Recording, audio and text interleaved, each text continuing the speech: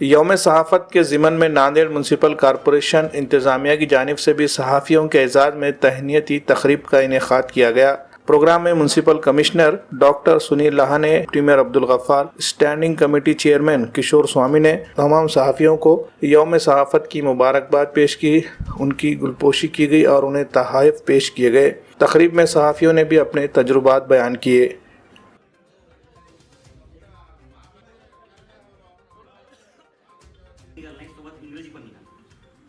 इंग्रजी पत्रकारिता त्यांचं असलेलं ज्ञान सार्वजनिक करण्याचा अधिकार आहे आम्हाला, पण देश के लिए और आया टीवी के बाद अब आजकल सोशल मीडिया चल रहा है।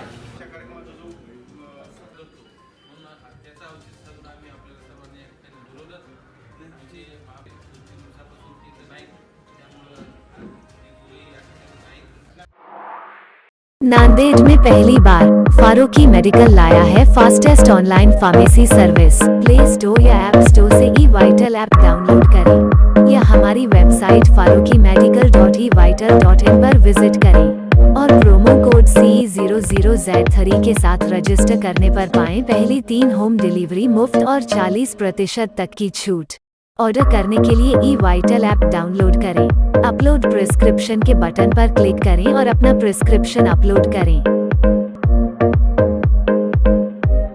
इसके बाद माई कार्ड से चेकआउट करें और आई नीड होम डिलीवरी का ऑप्शन सेलेक्ट करें।